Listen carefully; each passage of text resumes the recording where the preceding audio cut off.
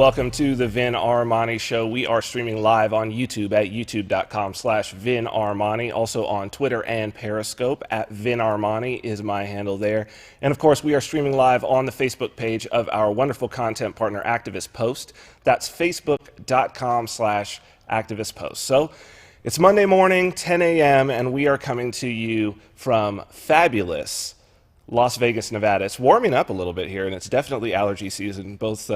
Both myself and Christian are in here coughing and the whole nine, but we've got a great show for you, and I think that we'll be able to make it through. We've got a very tech-heavy show today, but if you're not a big tech person or you're not very technical, don't worry. We're not getting technical, but we have some great tech to talk about. I'm very excited about my guest. Our guest this week is Matthew Carano. He works with Swarm City, which is a project that I'm super excited about. In really kind of in layman's terms, it's a decentralized Uber, but it's so much more. It's potentially, we're looking at a brand new ecosystem for not just business, but society in general. Very, very cool stuff. I think you're really going to love that. That's in the second hour. In the first hour, we're going to do a deep dive into, well, we have a few stories, but I'm not sure that we're going to be able to get to our others. We've got a story about Tesla's solar roof that they've released. We have a story about Jeff Sessions, the Attorney General, deciding that he's going to crack down on, that they're going to prosecute to the fullest extent of the law all federal crimes, a change from the Obama administration. But what I'm really excited to do, and I think it may end up taking up the whole hour because it's very, very interesting, is we're going to do a deep dive into this the WannaCry ransomware attack that I'm sure that you've heard about. It was huge news, went all over the world this week. This virus, as it were, that was charging people $300, ostensibly $300 in Bitcoin, to decrypt files after it had prevented people from getting into the files on their computer. So it was holding them for ransom, thus the term ransomware. To help us get through all of this, as always, I'm joined today, thankfully, because we have a lot to get through, by my good friend, co-host, and producer, Mr. Christian Reyes. Christian. Thank you, Vin. Good morning, sir. Good morning. It's great to be here. Oh, yes, indeed. Yes, indeed. Well, interesting week.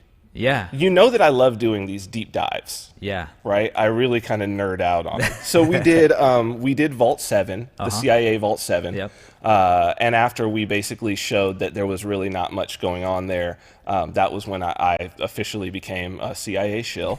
So that's good. That's good. And on that note, interestingly, because I am wearing this St. Peter's cross today, which by the way, it's an upside down cross, but this is St. Peter's cross. I need to maybe make that clear. You know, what's weird is my necklaces get the highest percentage of comments of people being like, "Oh my God, he's a," because after that I wore my little Moloch owl, and look, people, it's just fashion. It's just there. You know what I mean? It's a nice accessory to get you talking. It's not staid and normal. That's all it is. That's all it is. Okay. But if it gets you talking about it, hey, then it's done its purpose. Yeah, Christian's got a chain on too, but you can't see it because it's cut off. It's a secret chain. Today we're going to deep dive into this WannaCry is the name. WannaCry is what they're calling this thing. Super interesting, man. Yeah. And it has to do with, we had Matthew Carano of Swarm City. We had this Swarm City interview planned out for a month. But you and I have been talking about this project since we started the show. Right. Right? Because I was following it. It used to be Arcade City, and then they split apart. Yep.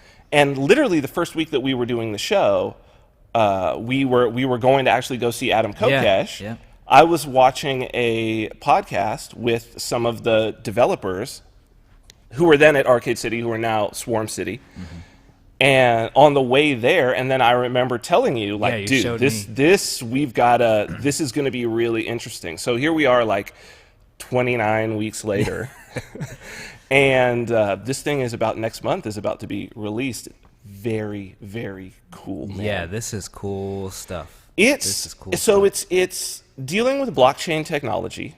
It isn't Bitcoin. It's on the Ethereum blockchain, but it's a whole other level. It's smart contracts, which we talked about with Kevin Hobbs of Van Beck's group several weeks ago, right? So we got into that. If people want to check out a little more about the tokens, they could go back and check out that episode. Very cool. It's dealing with that, but bigger than that, it's a new brand of what people are calling D-apps, decentralized apps. And this is basically not just an app, but it's also, and we'll get into this with Matthew that I find so interesting, it's an organization. It's like the structure of the product is decentralized, meaning there's no centralized server. It lives on the blockchain in this very public domain. It uses smart contracts. But it's basically, they've created an organization, or maybe the technology forces them to create an organization that is also decentralized in this really interesting way. So it's not a company. It's a collective, but it's a collective that's sort of, it's interesting. I'm gonna let him explain it because he's inside of it. Right. But I really think that this is a whole new model for the economy. It's a whole new model for business. Yeah, I was kind of looking at it. I'm like, this is actually kind of a whole new, if you want to put it in layman's terms, kind of a whole new internet in a sense. It is a whole new internet. Yeah. Yeah, it's a whole new way of looking at information moving. Yeah. And this is just the beginning. Right now,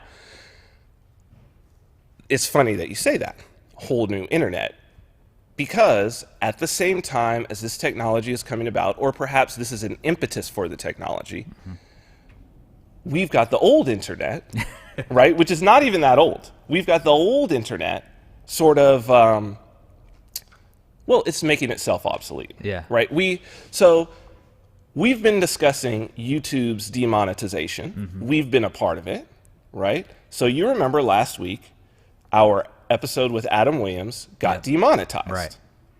Right? Which is the new multi-tiered censorship, right? Exactly, This is the new censorship regime. Right. So you've got, well, we can't rip everything off and take you completely off YouTube. That might actually upset some of your viewers, and that would really show us to be just arbitrarily doing shit. But we can demonetize. We can make it so that you don't get paid on any ads. So we were demonetized on the Adam Williams show. Who knows why? We went through it last week showing the ad-friendly guidelines we clearly fit within. Asked them to review it. They said no. Still not going to monetize you. Yeah. Weirdly enough, I have seen ads being shown on that. We're not getting paid on it. Very strange. That's crazy. Right? It's hit or miss. So then this week, after we discussed it, and after we put it on the other Adam that we had the next week, Adam Kokesh, we got demonetized. Let's show this. So here we go. Hi, Vin Armani. Thanks for submitting your video for monetization. We didn't approve your videos for monetization because the content in your videos or video details may not be advertiser friendly. If you believe the content in your video is advertiser friendly, you can request an additional review below. There you go. Vin Armani Show. Adam Kokesh, the full show. Now, nothing significantly different between the Adam Kokesh and the Adam Williams. Right? Yeah. What was different was, at the beginning of the Adam Kokesh, I was talking about, oh, they're demonetizing. So I sent it in for review, and then we got remonetized. Hi, Vin Armani. After reviewing your video, we determined the content in your video and video details are advertiser friendly. As a result, your video can be monetized. So I did an interview with Rogue Money podcast where they asked me specifically about this, and they said, well, what's your thoughts about the new censorship regime and all of this? And basically, we've reached a point now where it's arbitrary. Yeah. And I think that our own experience, even in this regard, is showing it's just fucking arbitrary. Yeah. Yep. There's no set guidelines. It's just kind of like yes or no, yes or no. And what can you really do? What can you really do? God forbid you have some copyrightable or copyrighted content that you're using. Like, that's going to get just pulled automatically. Yeah, automatically. But regardless, like, we're not being said that we had any copyright content. We're just not advertiser friendly. That's such a vague statement too. It could And be, we went through it the could be guidelines. anything, It's totally like talking about war. It says talking about war or war as a subject, even if no graphic images are shown. Dude, so you talk about the war in Syria, and they're like, you're not advertiser friendly. Yo. Here's what would be smart is if YouTube would actually look at that and then start advertising anti-war or, you know, products or services, or that would be the smart way to Well, YouTube is starting their own ad-supported network, right? They're kind of wanting to do like a Hulu almost. Yeah. So I think they're just trying to move everybody over into theirs. I think our neighbors are banging, of course. Yeah, they're doing something. I told you not to jinx it. Before the show, Christian was like, it's so quiet today, because our studio's in an industrial area. Is like, it's so quiet today. I'm like, great. Yeah. You jinxed it, and now we've got Hammy McHammerson over there. So what I did want to, this came up this week. Let's show this Facebook thing, because we've been talking about Google. We've been talking about YouTube. Facebook posted, they're doing, this is, again, it's not this straight up censorship. It's much more subtle than that, right? Like, that's one thing that I think is important to understand, and it's important also for the story today, that the means of control is so much more subtle now. It's so much more technologically sophisticated. It's like, you know, you hear people talk about, oh, the conspiracy theories from back in like the 60s and COINTELPRO and all of this. And, you know, Adam Kokesh said something when we were interviewing him where he was talking about COINTELPRO, that it's like, look, this stuff didn't go away. It's the equivalent of like in the 60s, you look at like the you know, the most advanced shit that they had was like the space capsule. And it still is like knobs and like little like rotary shit, you know what I mean? And it's like, okay, imagine their control mechanism was those rotary. Now the control mechanism is like an iPad. Yeah. Or more advanced. So it's more subtle. Because part of it is, if you can tell what's happening, then it's no good. So let's show this Facebook, because this is so interesting what they're doing. So this is a little memo that they sent out to everybody. Reducing links to low-quality web page experiences. We want to help people build an informed community on Facebook. That's why we're always working to understand which posts people consider misleading, sensational, and spammy. We hear from our community that they are disappointed when they click on a link that leads to a web page containing little substantive content and is covered in disruptive, shocking, or malicious ads. People expect their experience after clicking on a post to be straightforward. So it continues. Let me find this here. Starting today, we're rolling out an update so people see fewer posts and ads in news feeds that link to these low-quality web page experiences. Similar to the work we're already doing to stop misinformation, this update will help reduce the economic incentives of financially motivated spammers. So check it out, dude. They're basically, they are going to just hide. If you post a link to something you find interesting, but they have deemed it spammy, again, spammy? It says, we're working to understand which posts people consider, what people? People consider misleading, sensational, or spammy. Those are so relativistic. Yeah. That is such a subjective metric. Right. And then they'll just hide it. Here's what's crazy. How would you even know? Yeah. Like, you posted, it's not hidden to you, but it's hidden to all your friends. It's hidden to all your followers. Why am I not getting likes on this? Why am I not getting comments on this? We see it a lot with activist post stuff and dude, Twitter stuff. So check it out. Activist Post, they've been doing this on Activist Post, right? We're streaming live right now on Activist Post Facebook. 555,000 followers. Yeah, I'll tell you right now, 36. 36 people watching? Yeah. Well, we end up with a few thousand at the end, right? But even a few thousand. Oh, if with 555,000. Yeah, exactly. It should be easily 1,000, easily, and especially since Facebook is prioritizing live streams, it should be even more than that.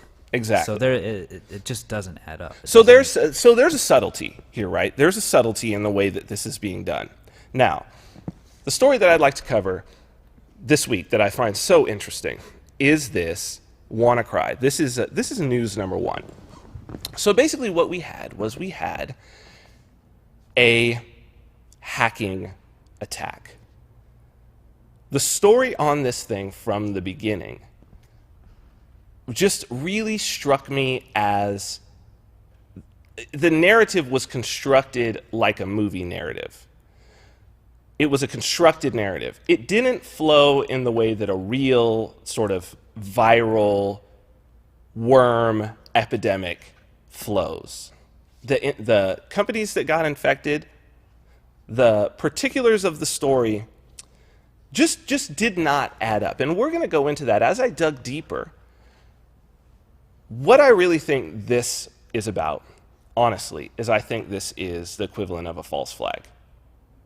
And I think that what fundamentally you'll see at the end of this, that this is all about, is it's about problem, reaction, solution, the old David Icke trifecta. The problem is we've got hackers. Hackers are using ransomware, which has been a really minor sort of thing. They're using ransomware, and in order to use that ransomware, the ransom is paid in cryptocurrency, in Bitcoin. So we need to start cracking down on cryptocurrency because it represents a threat to the entire world. And the particulars of what systems were affected or at least made public, that's very much key in this whole thing. So let's walk through the timeline, the history. We're going to do a deep dive into WannaCry. So let's start out with the history of this, where this story gets its beginning. And it's back in February. This contractor here, this contractor link. This is from Ars Technica back in February. Former NSA contractor may have stolen 75% of TAO's elite hacking tools. On Monday, this is February 6th.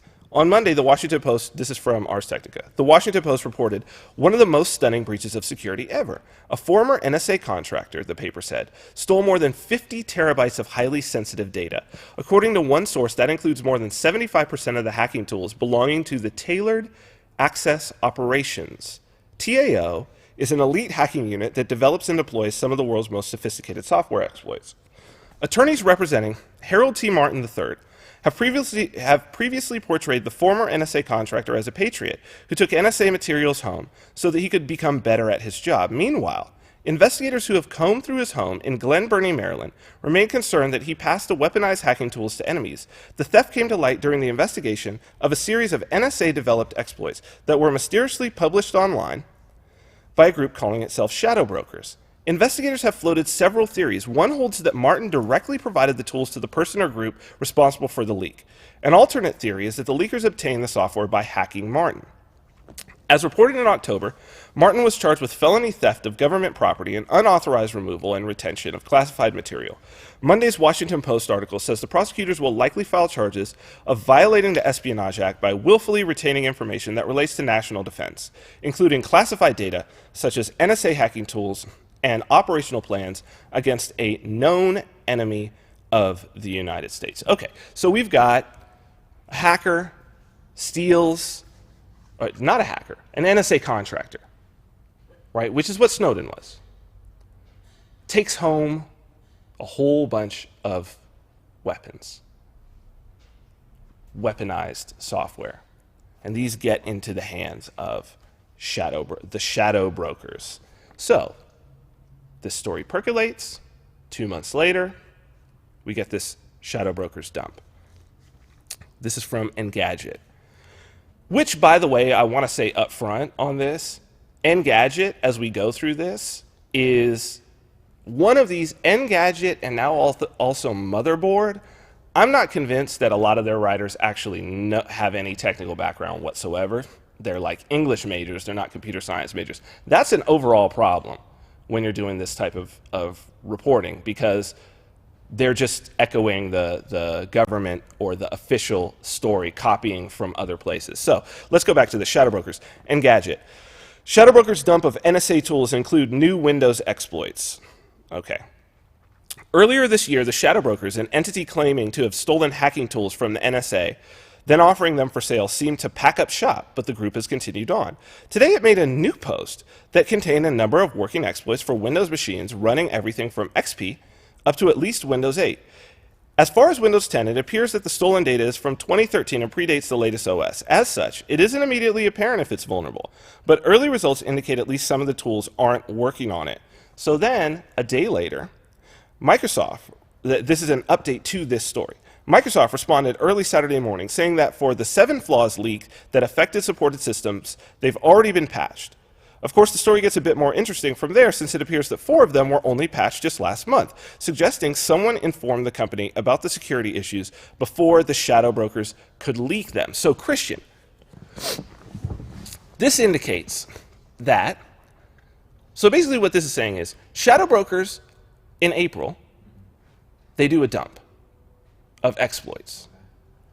But the month before, Microsoft had patched those exploits, had released an update that patched those exploits. Meaning, someone's communicating with Microsoft. They knew something. Microsoft knew what exploits were going to be dumped. So, is Microsoft in communication with the shadow brokers? Is Microsoft in communication with the NSA? Right. It's got to be one or the other. Yep. Okay? So either, which again is so, when you think about it, is so fucked up. Right. Because here's the NSA making these exploits. They would never have told Microsoft about the exploits had the exploits not been stolen. Right? So NSA makes the exploits. We don't know when they made these. Could have had them for years. In February, the exploits get stolen. Shit. In March, Microsoft makes some patches. In April, a group releases the tools, but they've already been patched. So, did the group communicate with Microsoft? Or did the NSA communicate with Microsoft? We don't know. Okay, so now. Really interesting. So now, some systems are patched, some systems are not. And then we have 1 month after that, so 1 month after the dump, this week, here we go. This is Secure List. So this is from Secure List. I believe this is being put up by Kaspersky Labs.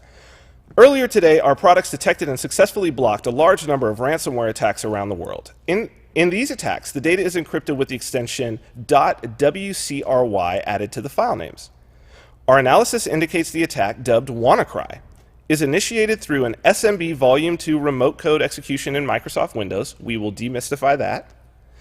This exploit, codenamed Eternal Blue, has been made available on the internet through the Shadow Brokers dump on April 14th, 2017, and patched by Microsoft on March 14th. Unfortunately, it appears that many organizations have not yet installed the patch. So, SMB version 2. SMB is basically the program, server and client, that many large organizations use. Basically what it allows is it allows a Windows computer to share files with a Linux server. Okay.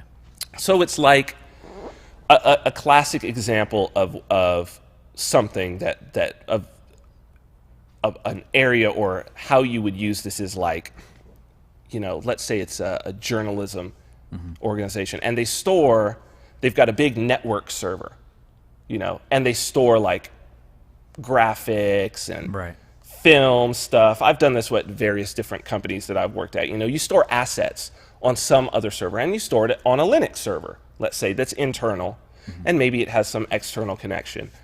But this protocol enables Microsoft machines to basically use a Linux server as drag and drop. Gotcha. Like you'll see this on if you're using a Windows computer, it'll be like My Network. Like it makes a Linux machine show up on a network drive. Okay.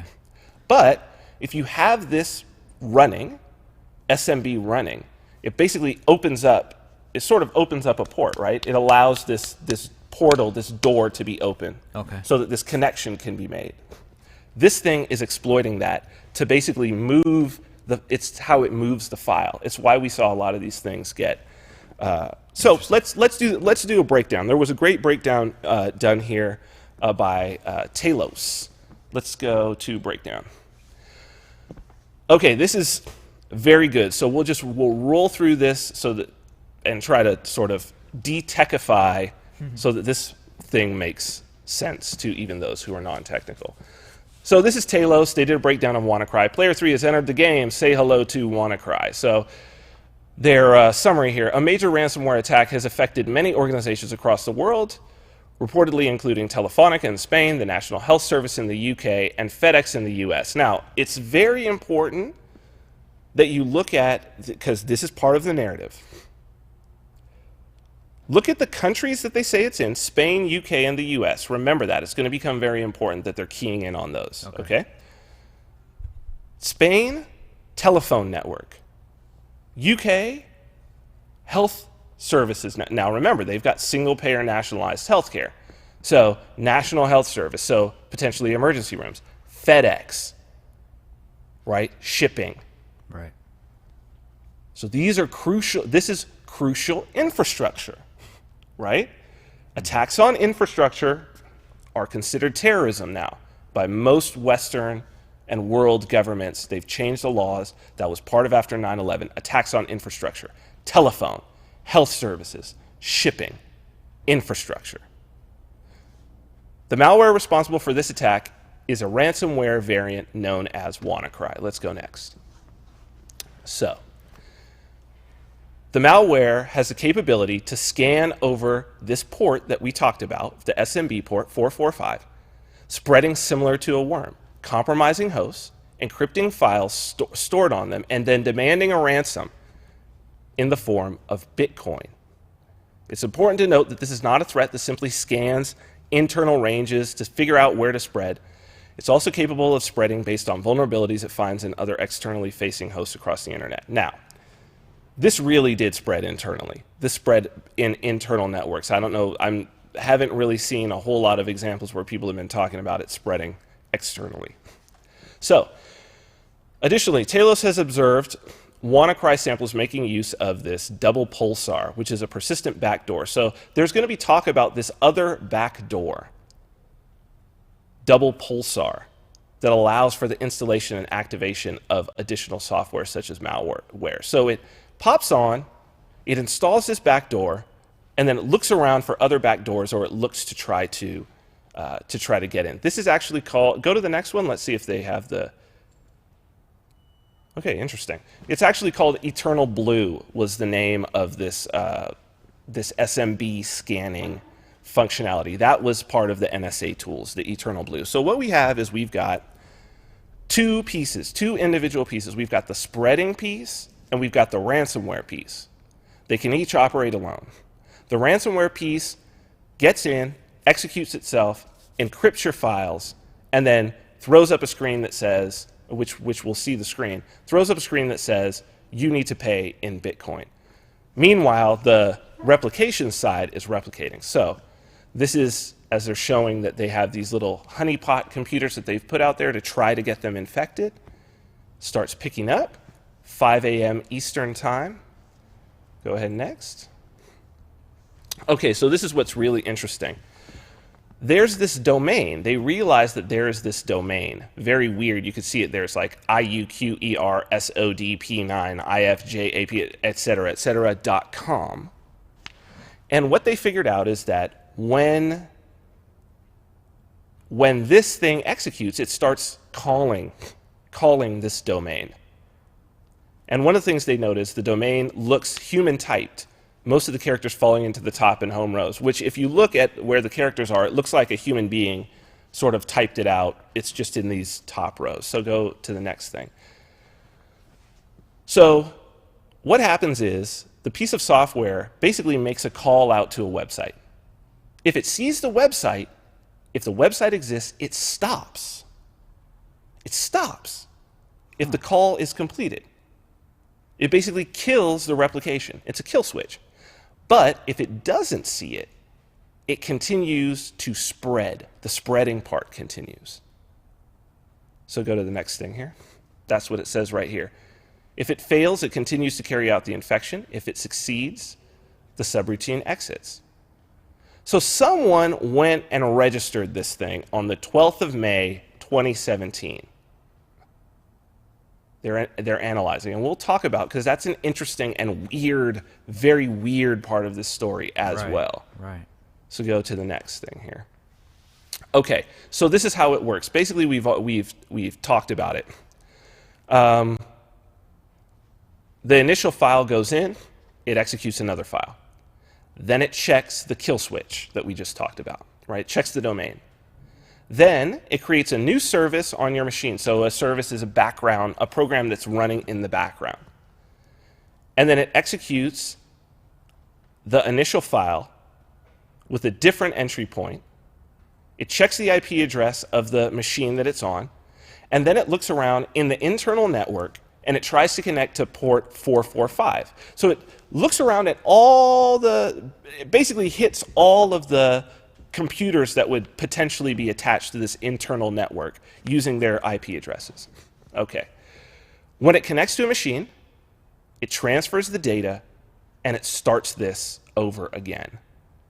This is the exploit payload. So it says that they don't have a total understanding of the internal traffic and exactly what needs to happen. So then it goes in, it checks the disk drives, removable storage devices, anything mapped to a letter. So your C drive, your D drive, your E drive, F, G. Mm-hmm. It checks for files with the file extension listed in its particular appendix, right? So certain files, and then it encrypts them. While it's being encrypted, it creates a new file directory.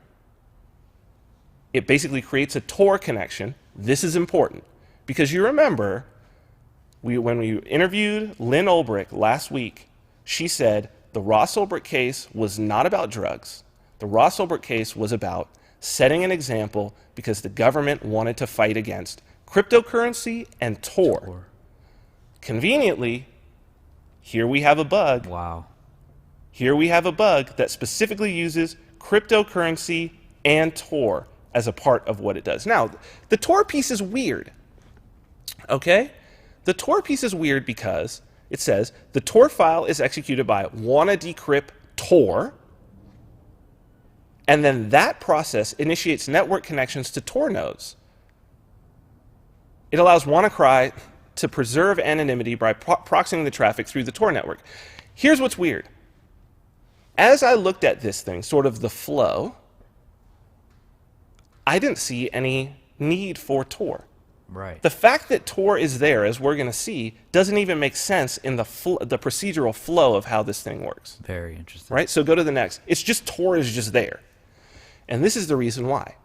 After the encryption is complete, up pops this ransom note. It's an executable. It basically it tells you what happened. What happened to my computer? Your important files are encrypted. Can I recover my files? Sure, you can recover your files. It's interesting. The English is a little off, so it's supposed to kind of make you think it's someone. It's like, can I recover my files? Sure. We guarantee that you can recover all of your files safely and easily, but you have not so enough time, right? Like that's kind of like somebody who's maybe this English is not a first language. Turns out there's actually 28 languages. There's a pull down on there. There's actually 28 languages of this thing. And so it shows you this Bitcoin address. It tells you how can I buy Bitcoin? How do I pay? It's got these little links. And it says the payment's going to be doubled in like 2 days. And then your files will be lost in 7 days. Here's the time left. So it's got this countdown. Very scary. Right? What's weird is you have these Bitcoin addresses. And what's come up is that there's only like 3 or 4 of these Bitcoin addresses across all of them. They're not being randomly generated. They're not being specifically generated per machine. I don't know how it could even check the payment to know that it was you that paid without communicating with you.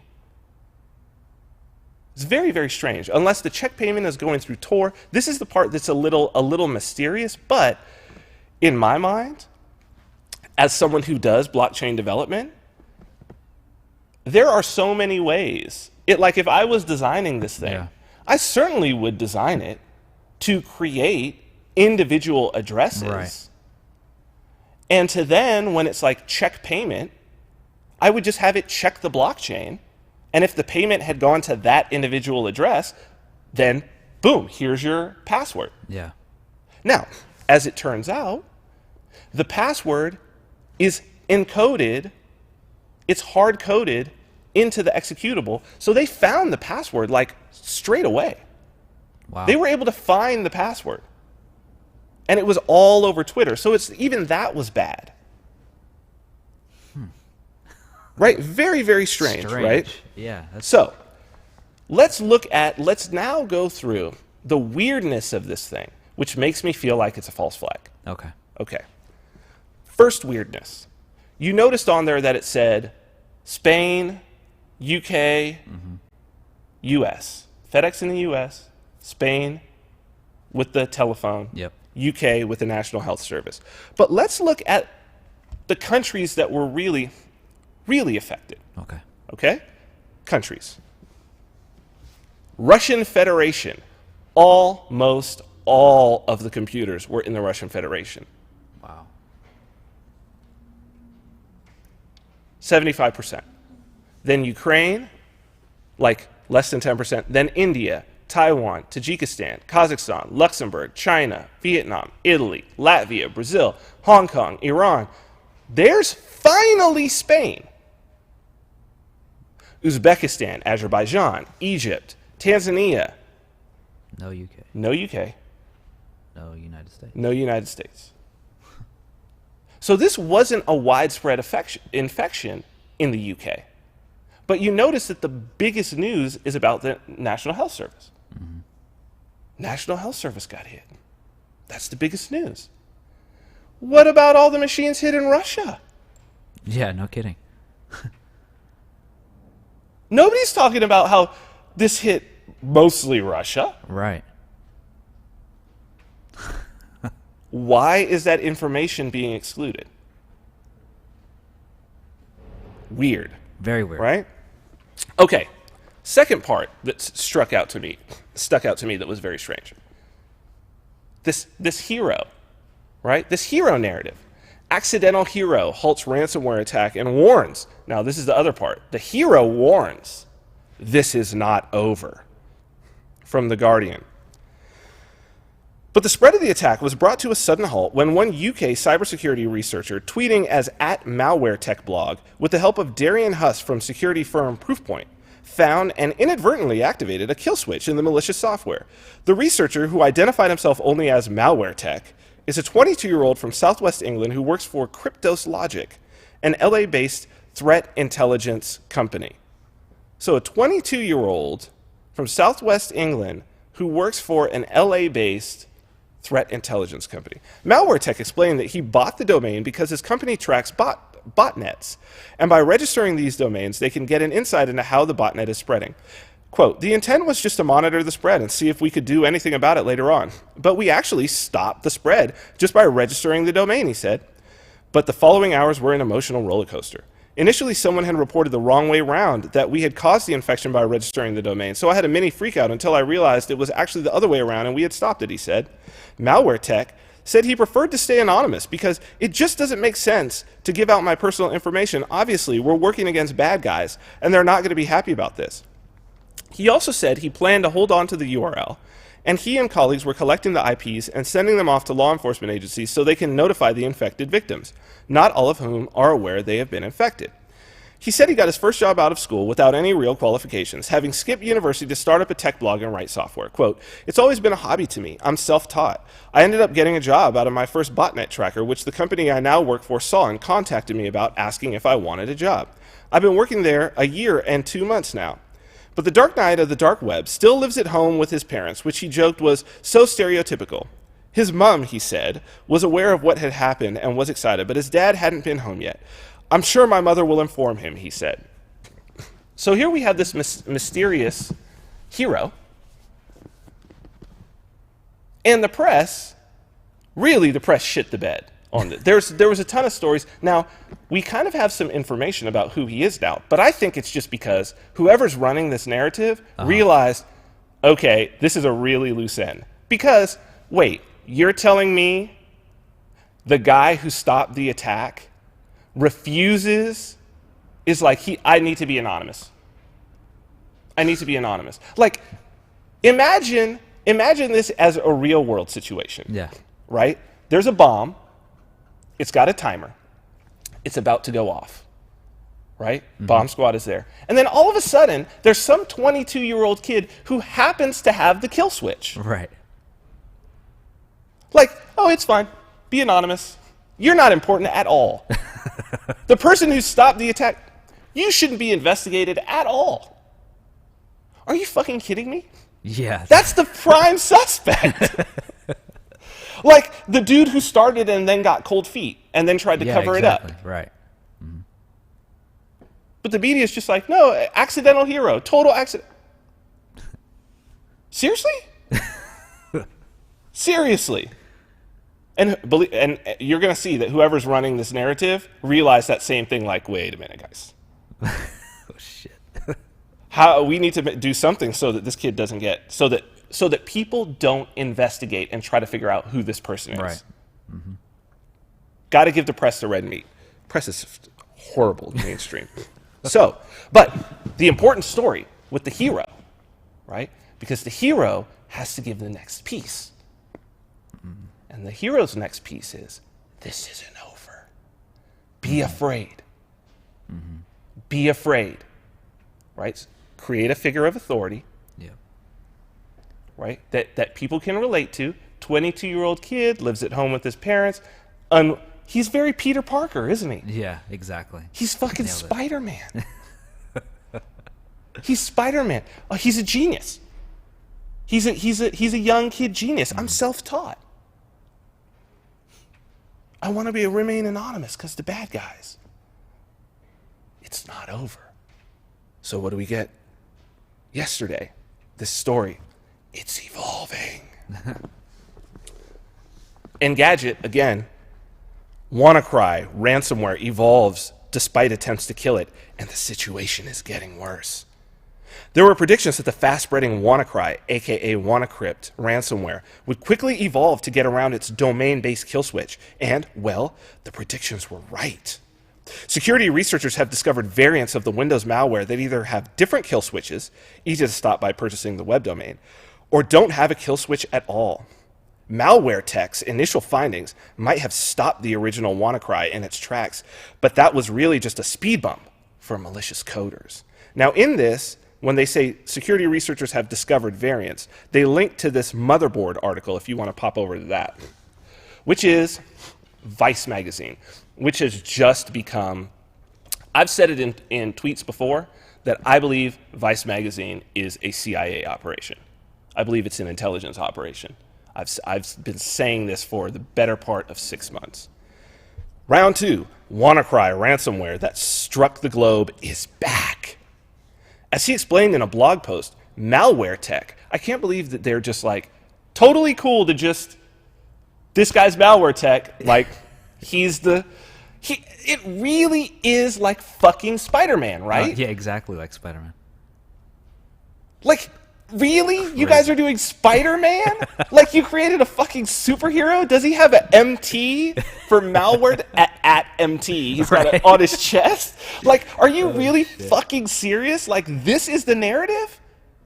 22-year-old who lives at home with his parents, unassuming, an accidental radioactive bite from a computer virus turns him into malware tech.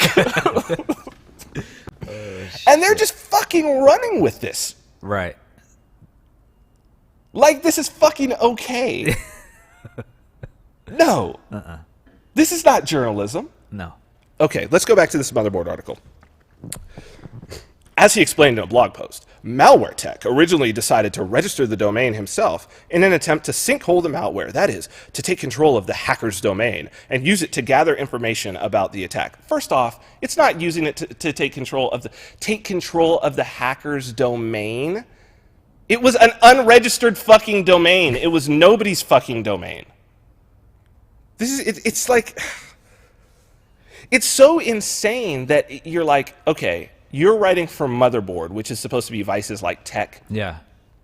Do you have no, like, registering a fucking domain? It should be the, like understanding basic. How that, like, dude, GoDaddy.com. Exactly. Seriously, basic dude. Tech. Basic. It's not even tech. Yeah, it's basic web. How the fuck are you writing for Motherboard? Go back to the article. Don't jump off as again. Joseph Cox. I want to call Joseph Cox. Yeah, he's got the right last name because he is one. But with other versions of WannaCry, that domain is irrelevant. If a hacker decides to launch another attack, they may be successful at infecting new machines. The recent WannaCry variants take advantage of vulnerabilities that relate to exploits dumped by the group known as the Shadow Brokers earlier this year.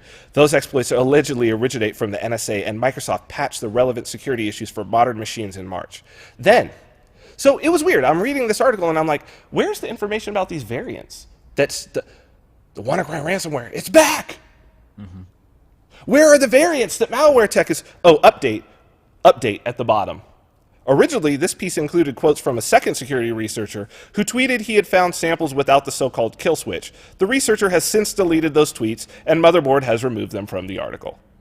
Another researcher confirmed they have seen samples of the malware without the kill switch. So basically, they're reporting that there's a new variant strain out there. Mm-hmm.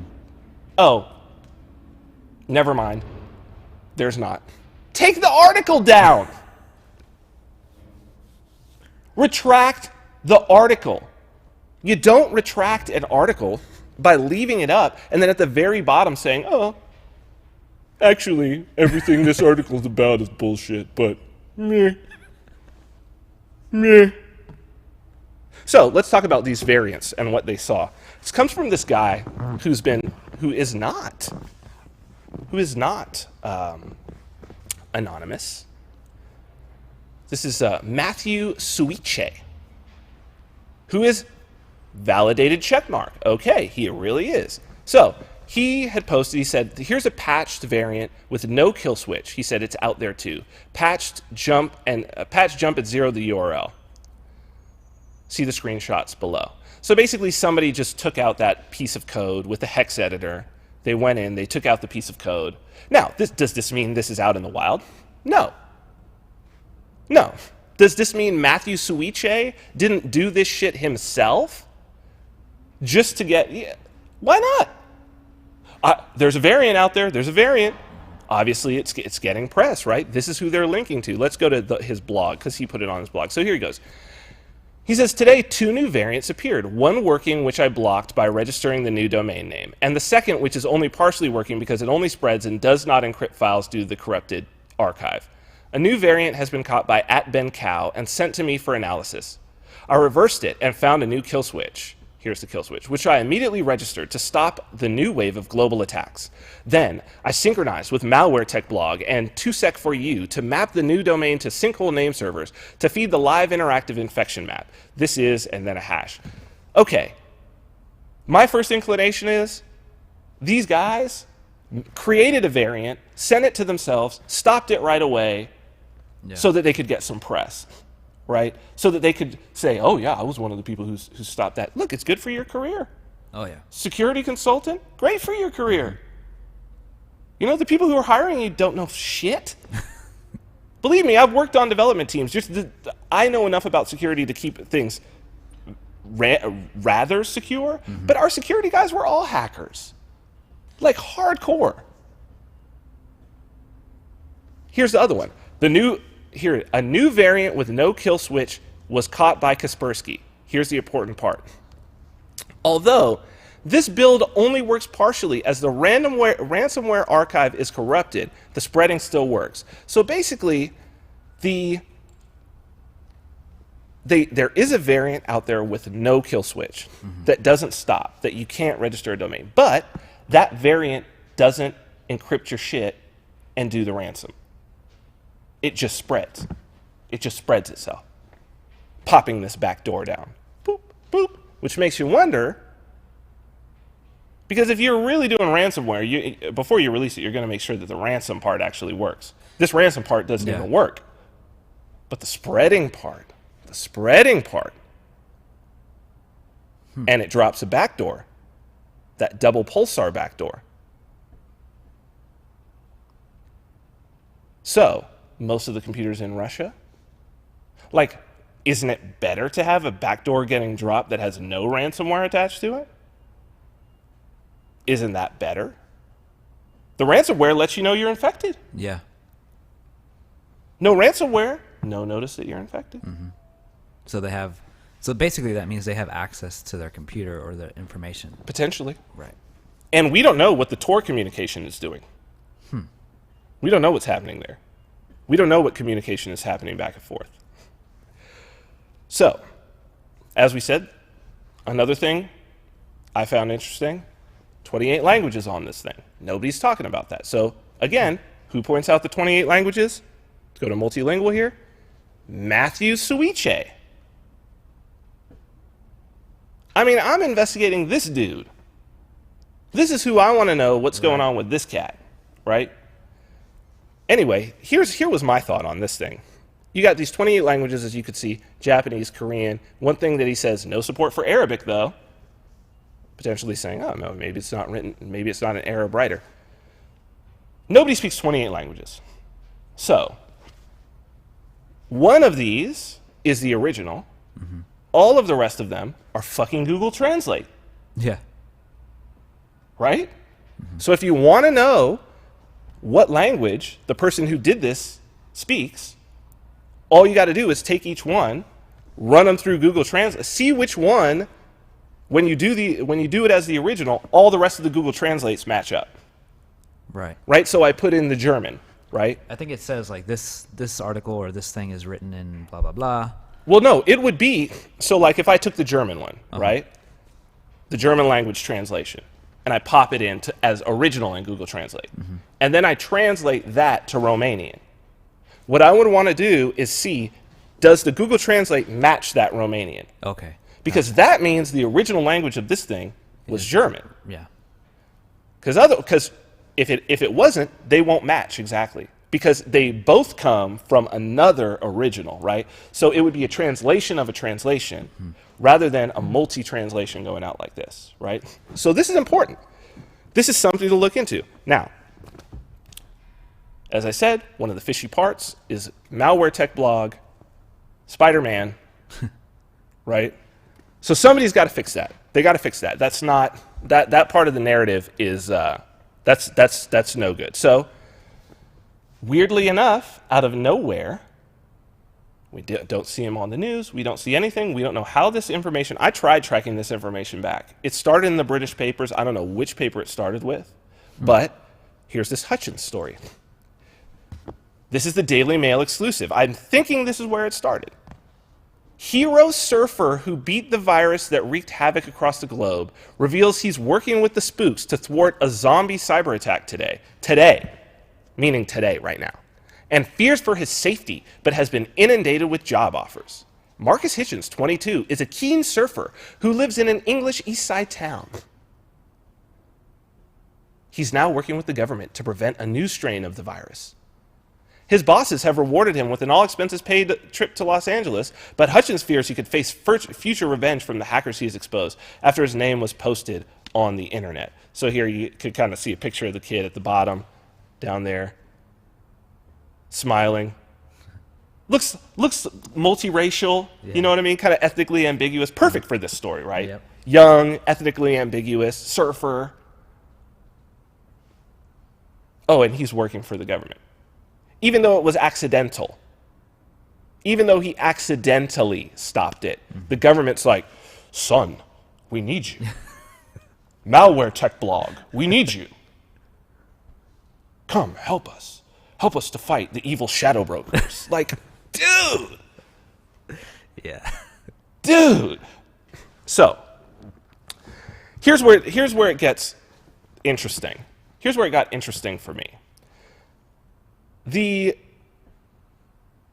addresses. There's only a few of these addresses. Throw these addresses up. So, basically, these are when you see the screenshots of this ransomware, these are all of the addresses that pop up. There's 3 of them. Actually, while we're doing this, reach out to Matthew Carano and tell him, give us 10 minutes. 10 minutes and we'll hit him up. So basically, these three addresses have kept showing up in the ransomware. These are basically the ransomware addresses. So you can go, it's Bitcoin, you can go on the blockchain and see how much. I don't know how much today, but as of yesterday, it was somewhere around like $35,000, which shocked me, Christian. I must admit, $35,000 is not that much money. Yeah, it seems low. That seems like a really low take for you to have the basically combined law enforcement resources of the entire fucking world coming after you. For $35K? Most developers worth their salt won't do shit for $35K. Let's be real. You know what I mean? Like, that's so little. Yeah, it's nothing.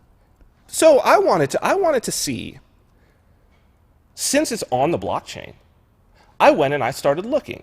And what was weird was, you know, they were asking for $300 on these. I went and I looked. The addresses, basically the first interaction with these particular addresses was on the 12th. It was, well, one was maybe on the 11th. It was on the 12th when the infection had started. But some of the amounts that were sent were weird. $9, then like $600 or $550, even though they were asking for $300. Just very, very strange. Yeah, that's weird. And I'm like, okay, this is weird. So since it's on the blockchain, I was like, you know what? Let's see. I got this weird feeling like it says 35,000 they've received.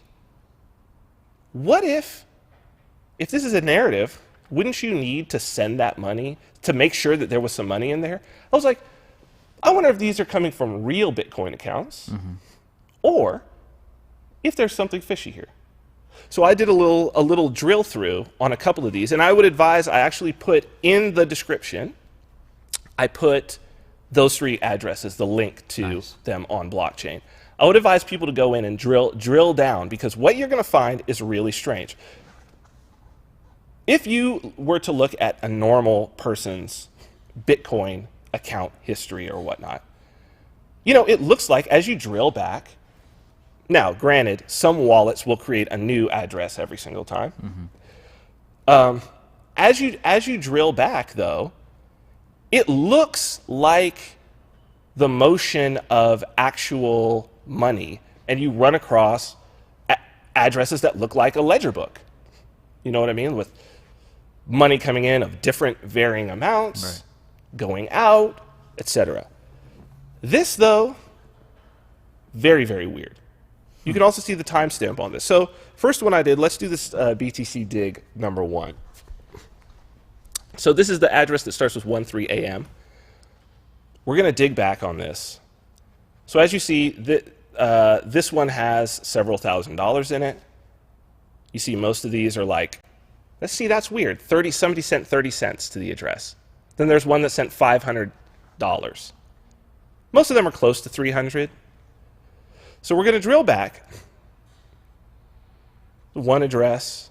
It's weird that each of these addresses, they have only one. Now, this could just be a wallet creating a new address every single time. That's a weird batching situation. It goes back and ends up landing on this. Now, this address had, what did that say? Like, it has had $9 million flow through it. It currently has a 0 balance. It basically has these round numbers coming in and round numbers flowing out. Round numbers coming in on a batch, round numbers flowing out.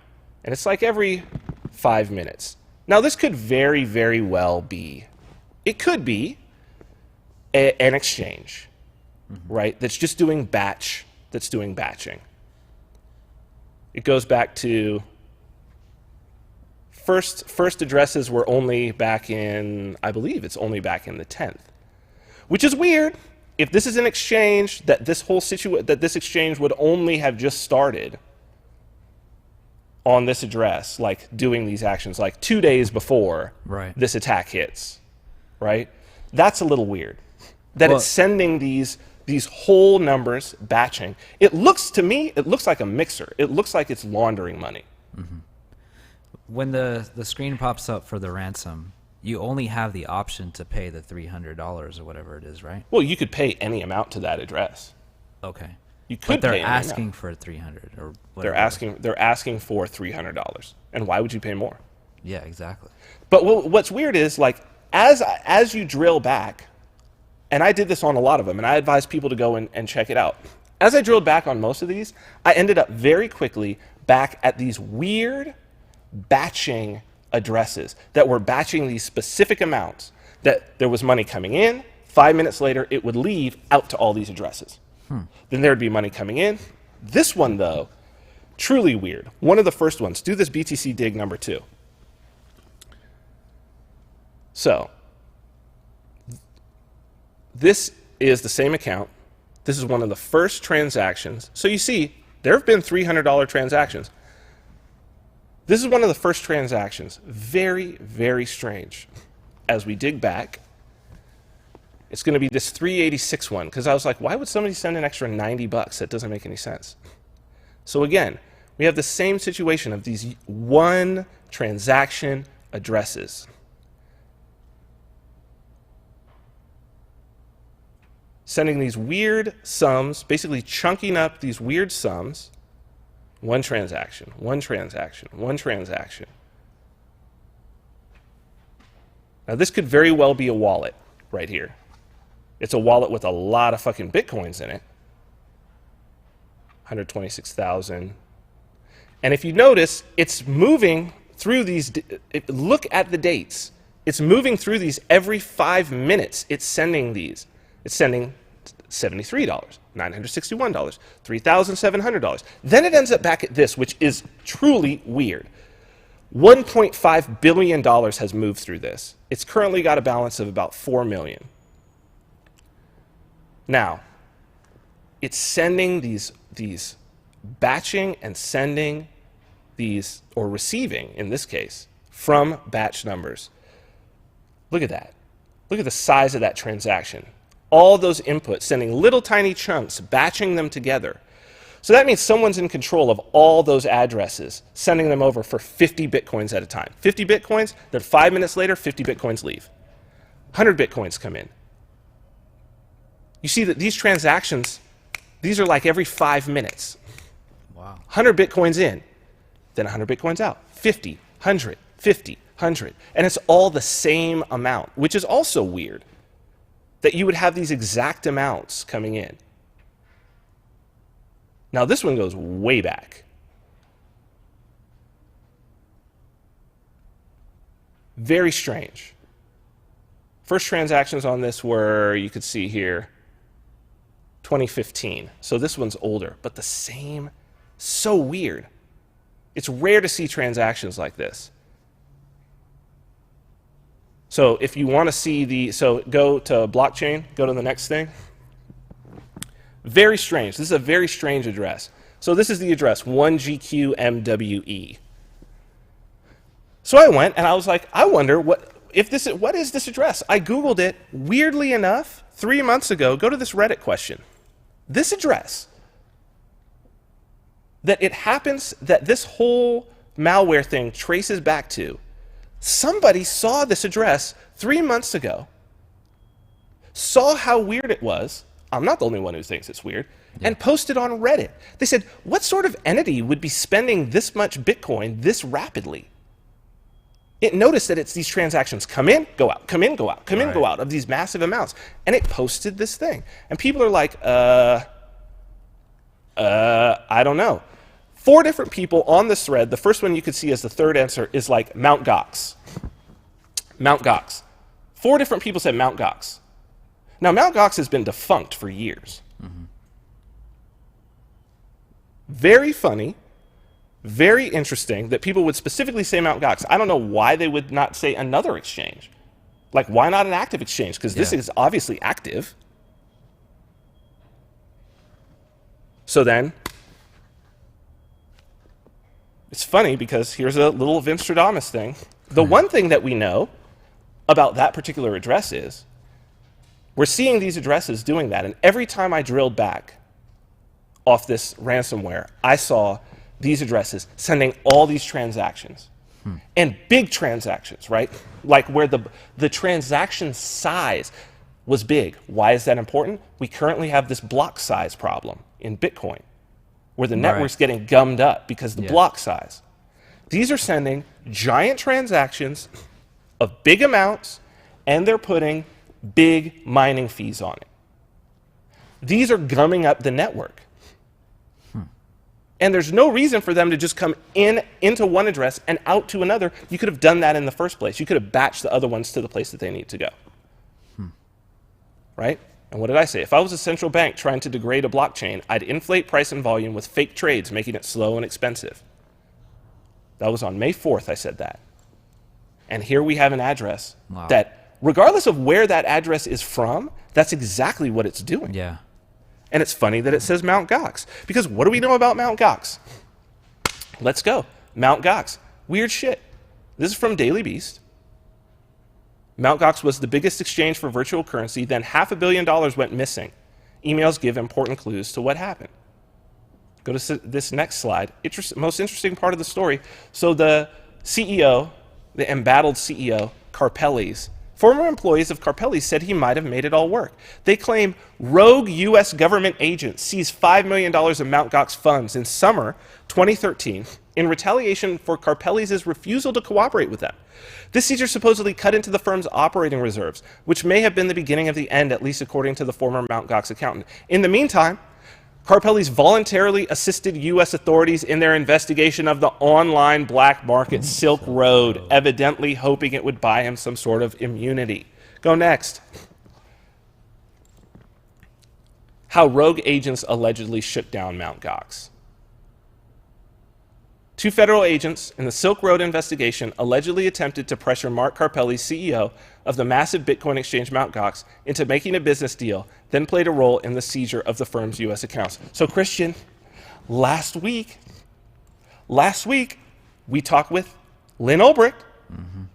There are 2 rogue agents in jail who stole a ton of money. They were stealing from Mt. Gox. They were stealing from Silk Road. And here, in this story, we have these weird Bitcoin accounts filled with cash. Who does it belong to? We don't know. Looks like they're just shuffling money around, throwing it in this loop of addresses back to one another.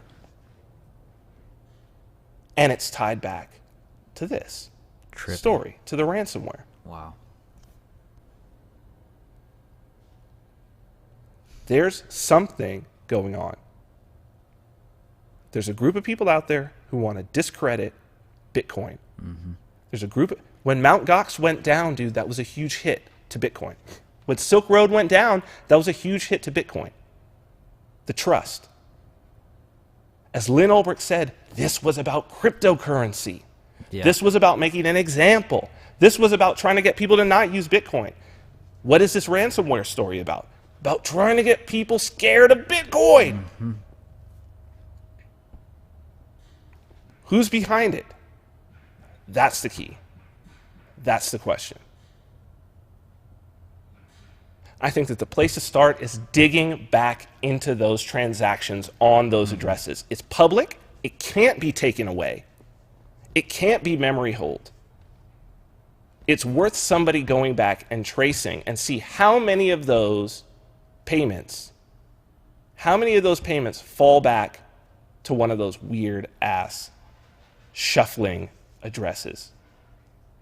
I would love to have some people who have built exchange architecture talk about whether or not that's a legit way of building exchange architecture. It seems like a huge waste of transactions to me. Huge waste. Batching is good, but that's beyond. Like, I have no idea what they're trying to do there. And the exactness of it, 50 Right, Bitcoins, this, right. and that it's happening every 5 minutes, that's going to be one of the busiest exchanges out there. To me, it looks like someone trying to gum up the works. So it looks like there's a project that's trying to undercut trust in cryptocurrency. And it's got a lot of different arms, but they're using the same hub. It's people need to investigate. There's the starting point. I think we've gone well over into the hour. Let's go ahead and let's go to break. It's an interesting story, man. Interesting story. Let's see what happens next with it. It's not going to be the last straw. We've got Matthew Carano coming up, our guest from Swarm City. We're going to talk more cryptocurrency after the break, and we will be right back with Matthew Carano.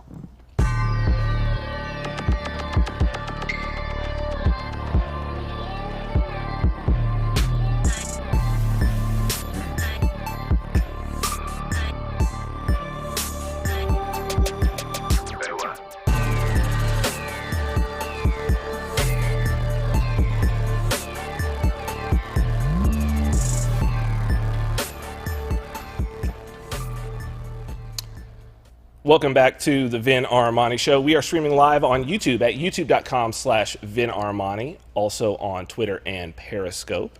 Vin Armani is my handle there. As well, we are streaming on the Facebook page of our content partner, Activist Post. That's facebook.com/Activist Post. So before we get into our interview here in the second hour, I just want to talk to you guys a little bit about counter markets. We've been talking about cryptocurrency, and for the past 3 months now, we have been doing our newsletter. It's just getting better and better. So much of it about the new economy. I have a feeling that cryptocurrency, tokens, Ethereum, it's already taking over a lot of the newsletter, but we're going to be covering it more and more, getting as in-depth as we possibly can. These are subjects that we love, and this is going to, as I say, be the new world that we're living in. So getting informed about it is truly the path to maximum freedom, and counter markets are trends and strategies for maximum freedom. So countermarkets.com, our May issue is out right now. You can get your first issue free, which will be the May issue, which has some great information in it, as well as, of course, our cryptocurrency and silver reports. We'd love for you to check it out. This month is what, Christian? About like 60 pages almost. So that's significant. It's really excellent. I write in there. We have some great special guests. We have staff writers from Activist Post participating as well. So go check it out, countermarkets.com. You get your first issue for free. No strings attached. We know that you're going to love it, so we have no problem doing that for you. If you do decide to subscribe, there is a massive discount if you do it with cryptocurrency, and we take a bunch of them, not just Bitcoin. So hopefully one cryptocurrency that we may be taking soon is the Swarm City token, and we're going to talk about what that is, what Swarm City is, and we're going to do that with our guest, Matthew Carano. Matthew Carano is a musician, voluntarist, entrepreneur, marketer, organizer, and disc golfer. He's currently running a communications hive in Swarm City. Matthew Carano, welcome to the Vin Armani Show. Thank you, Vin. Great to be here. Great to have you on. Sorry that we got you on a little later than expected. We were really diving into this ransomware story. Very, very weird. I want to talk with you as as we were talking about trust in cryptocurrencies is trying to be eroded by the powers that be. The powers that be would love to have that eroded, but True. At the same time, there are groups like the one that you're a part of that are ever increasing the trust, or the reasons to trust cryptocurrency, the blockchain, showing what it can do in the real world. Why don't you tell us, we're going to get into depth on what Swarm City is, but why don't you tell us your story of how you discovered this project and then how you got involved? Sure, no problem. Actually, sort of the beginnings of the whole thing started right here in my community.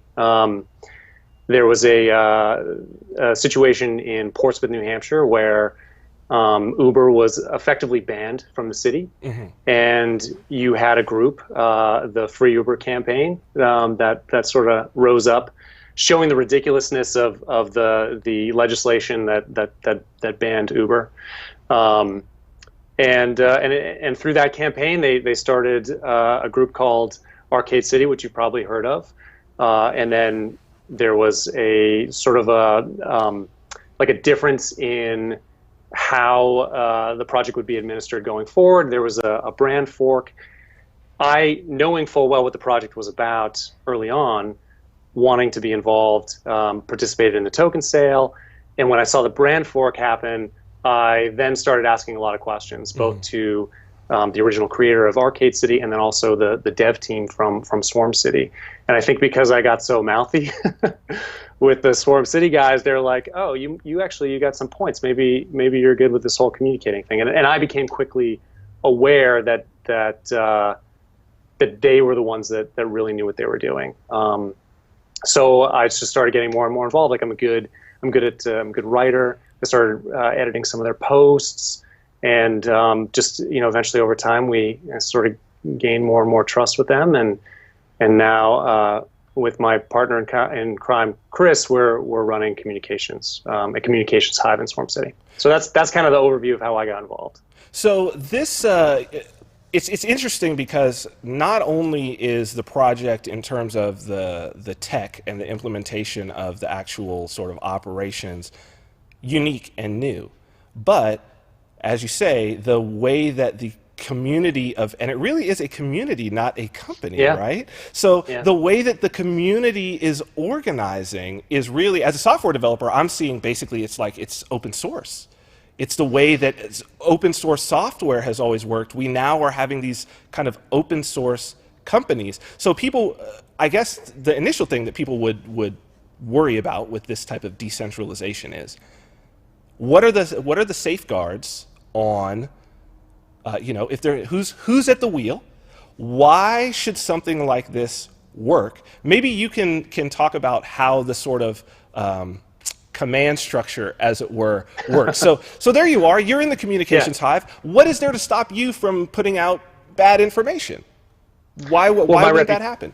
That's a great question, but my reputation, basically, right? It's just like any other hive in Swarm City. The dev team could do a bad job, but it's their reputation on the line. And so everything that I do to communicate, or Chris does to communicate, we could do a poor job, but then people will stop listening to us, right? So that's one major thing. You did ask about command structure, though, and so there was a token sale in November that raised a bunch of ether that is funding the development of Swarm City. So ultimately, like if you think about it right now, it's not a completely decentralized situation because you've got a group of 5 folks who have keys to that ether wallet. It's in a 3 of 5 key wallet, but what they're doing is they're building a sandbox to play in, right? And eventually that ether runs out, and so then what happens? Well, there's no central authority at all. It's just all these hives sort of working together to achieve the same goal. And I think as we talk a little bit more about how kind of Swarm City works and like what the philosophy and the idea behind it is, I think your audience will get kind of a better understanding of how this sort of works. Okay, so maybe for the non-technical, we do talk a lot about cryptocurrency, and we talk a lot about the blockchain, and obviously a lot of that is spent on Bitcoin because that's that's the obvious one to. This is not necessarily a tech show. We do like to cover the technology end, and I'm a software developer, so that's always fun for me. I want to talk about the shit that I want to talk about, That's right. So let's go through some of these concepts and let's explain what we're talking about. So, Ether. This is the cryptocurrency of the Ethereum blockchain. So it's the Bitcoin of the Ethereum blockchain, and we'll talk about how Ethereum is different than Bitcoin, obviously. So there was a token sale. So basically something like like what an initial public offering, right? In a way, yep. selling the stock of the company, as it were. That's right. And through that sale. That sale was done in Ether, so now there is this wallet of cryptocurrency that's basically funding the people who are doing the the development, and there's 5 different people who have basically the keys to the wallet, like you'd have a key to a safe deposit box, right? So that keeps everybody. Okay, great. So good job, you broke it down. That's so the question becomes, is everybody involved? Now, you were part of the token sale, right? So you're a shareholder in a way. So you have a vested interest in making this thing work gangbusters, because you could potentially become very rich. You were in early, right? I mean, if you were in at the initial sale, and I remember to see, because I've been following this project for at least 6 months. And I remember seeing, the sale's going. I knew that there were some little issues going on, so I was like, I'm not really a big speculator, you know? I mean, we live in Vegas, and we're walking distance from 2 huge casinos, and like on our way there, you know, there'll be gambling machines at every stop and rob and gas station and liquor store and all of that. So I'm not a gambler at all. But I do have several $1,000s worth of, now it's more because I bought it, of Swarm City tokens that I bought on an open exchange, because I really would like to see this thing work as well. But so I guess what I'm getting at is, you're one of the people who's involved who, if this thing goes well, it's potentially quite profitable for you. Sure. In terms of the value of your share going up. What about the other people involved? Are there people involved who aren't financially invested? And what is their motivation to work on this project? Well, that's a good question. I wouldn't know the answer to that for everybody. I do know that the nature of the white paper gave the dev team a certain amount of tokens too for developing. Okay. So and they get paid Ether in order to do the developing. Sure. Right. So there's definitely financial incentive there. But for me, the way that I see it is, like, for the first time in my life, like philosophically and financially, I'm like completely aligned with what I'm doing, right? Which is a very powerful concept for me. Like, I've worked in crypto before, in Bitcoin before, and liked the product, but this is really the first time that I really think that I can align like 100%. What I'm doing for my vocation enriches my philosophical side, which I think we probably have a very similar philosophical I would say yes. underpinning to us. But yeah, I mean, or I'm sure, there's a lot of people who've bought Swarm tokens who are helping out. Like, that's why I started saying stuff and like started asking what was going on, is because, listen, I bought these tokens, and now you're no longer Arcade City, you're Swarm City. So can you tell me what your value proposition is? Because you're going to lose a little bit of credibility, I would think, from some people who know the Arcade City backstory, even if there were like negative aspects to that brand, right? We're going to have to explain what the value proposition is and why this was done. And so I just insisted that people talk to me about that, and they were very open. But once they did, it just became clear, like I said earlier, that these guys know what they're doing, and I need to help out. So, I mean, I'm sure a lot of people have like a financial investment and incentive to make this work, and hopefully it's that, and they have the philosophical incentive too, because I certainly do. So that was something that came through to me. When I had heard about the project kind of through things that were happening in Austin, but it wasn't until about 6 months ago, right when we had just started the show, that I saw Michael Toy doing some little podcast Skype interview talking about this when it was still Arcade City. And I heard, he wasn't coming out and really saying it, but I really heard the philosophical underpinning. And now, I mean, you check out his Twitter, and it specifically says anarcho-capitalist. So that makes me feel very comfortable, right? But it's an embodiment of the philosophy. And what I find so interesting about it is that, this really is the question of who will build the roads, right? Like, this is the quintessential who will build the roads. It's like, these guys are building the roads. Like, that's literally what Swarm City is. So maybe on that point, you could tell us, it has morphed a little bit from the vision of Arcade City to what Swarm City is. I think Swarm City is much more interesting. it's described as a decentralized Uber, but it's clearly more than that. Could you give us the high-level view of what is this thing? What is Swarm City? Yeah, the way that I like to do it is, so I've got like a sort of a one sentence Please. that I've kind of been thinking about. So I'll give you that, and then we'll break it down into its parts, if that's okay. Please. So how I like to think about it lately is Swarm City is a decentralized commerce meta platform. Okay. And so we'll break it down. So let's talk about commerce first. Okay. Commerce requires two things, and I'm sure that this is self-evident, but I'll say it.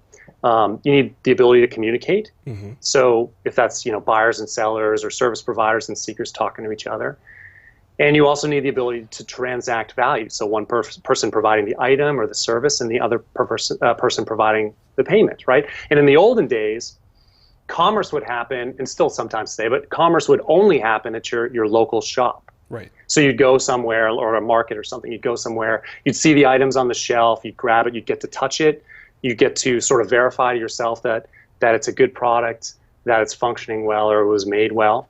And then when you're ready, you'd bring it up to the retail the cashier or the shopkeep, and they would ring it up, and they would see you'd have cash in your hand, right? Or you'd have some sort of asset in your hand, and everything was really above board, transparent. Right?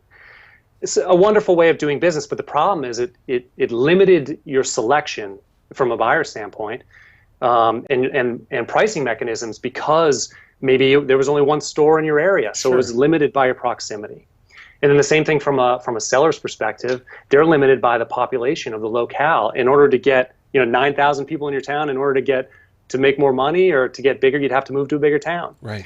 And the internet really solved all those things, because suddenly the selection's worldwide and competition is worldwide. So it incentivized efficiency, right? It brought down prices and brought up selection. And from a seller's standpoint, there's now a worldwide population of buyers. But the problem is, you lose that transparency from the original shopkeep sort of mentality, right? You can't touch the items anymore.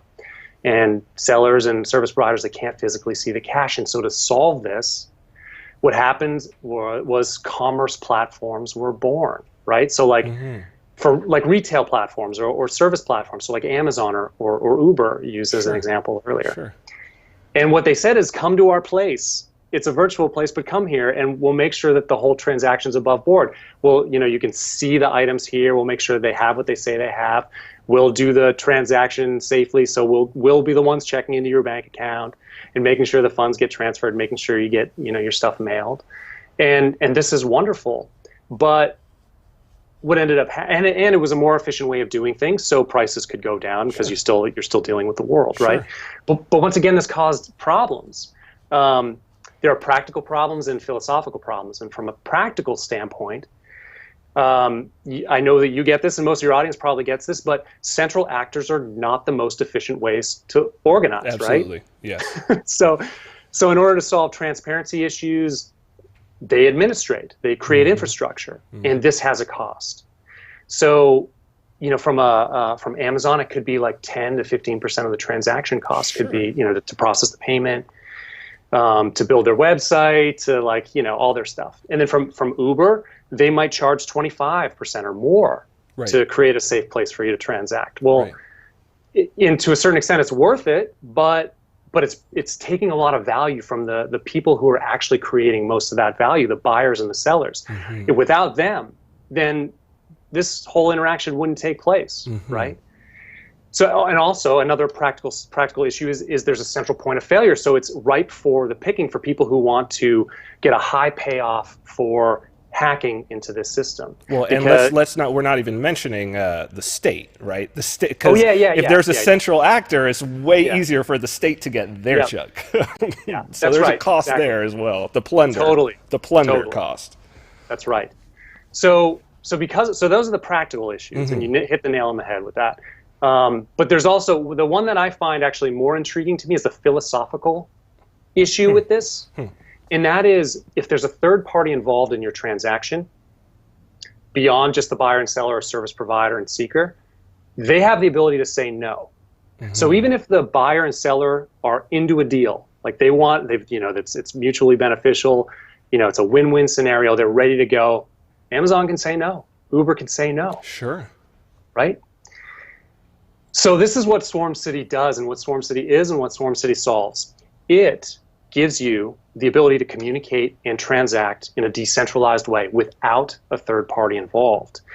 And I call it a meta platform because what it also does is it allows platforms like retail platforms like Amazon or eBay, and service provider platforms like Uber to build itself on top of Swarm City. Does that make sense? Yeah, hold on one sec. I think we kind of lost your video. Christian, close out the small... I think I've lost you. Close out the small window for him. Let's see. Reconnect with him. Bring me on and reconnect with him. We'll get him back. Don't worry. This is typical. At least we have not crashed. I was thinking that this might be yet again another show where we get a mysterious crash, but Christian is working hard to get him back. The thing that's always stuck out to me about this whole project, and again we've got the central actor of Skype now acting up. But what's stuck out to me in this whole process was the idea of true decentralization, because I think that we do talk about decentralization in terms of the physical network, right? Like you could pop the nodes off into various different places, but to decentralize away from the actual organization. No, Christian, we don't have him. Why don't you tell him to just call back? We can go to talk about. We have some other stories.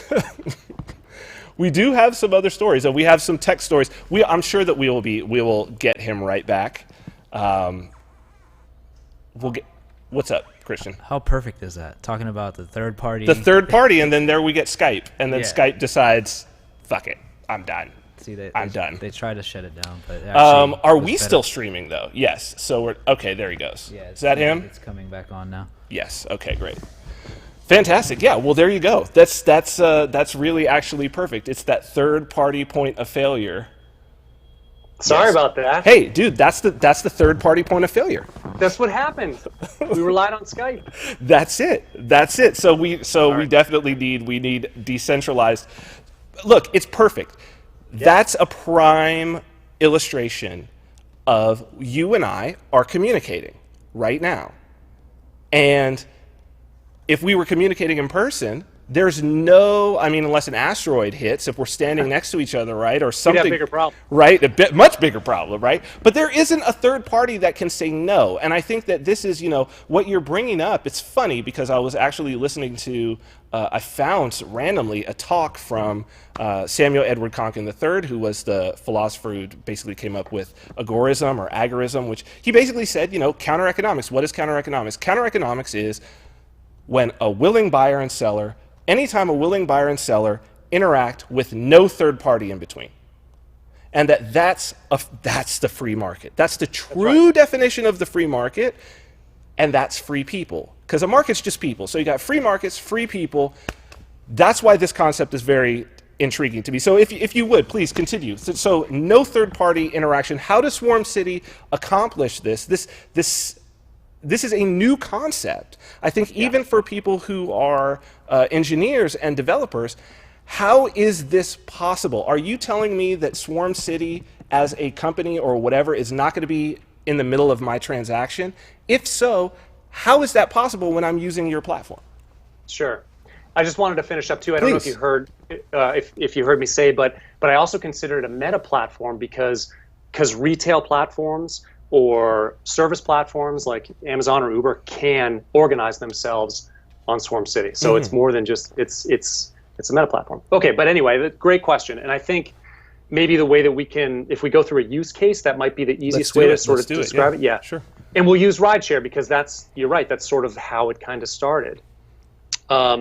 So early in February, the first release from Swarm City is called the Terminal. That was released, and what the Terminal did was allowed people to create a user profile. Okay. And in the crypto world, a user profile is a wallet, Yes. right? It's a public-private key pair, and so Terminal allows people to transact by sending Swarm tokens, or I like to say SWAT, back and forth. So this is the SWAT wallet, basically. Terminal. That's right. Yes. Yep, that's right.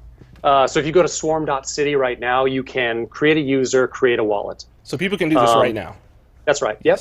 Swarm.city. So the second, so there's 3 releases. The second release is called Boardwalk, and that's where the communication tool and things comes into play, and things start to get really cool. So June 15th, Boardwalk release, and what it does is it introduces the ability to communicate by using hashtags, which is something that we're all real familiar with if you use Twitter or other things Instagram, like communicating whatever. over Yeah. Yep. Yeah.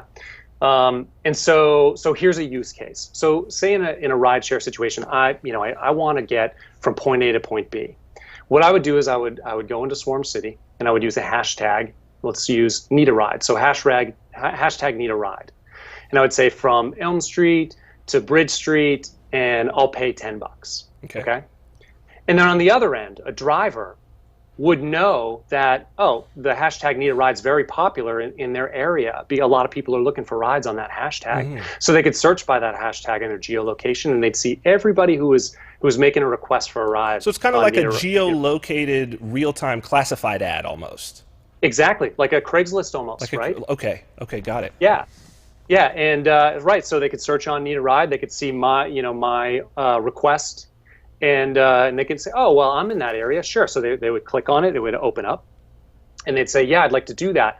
And the next step would, by them saying, I'd like to perform this task, is using Whisper technology, which is a communication tool in Ethereum that I think it was.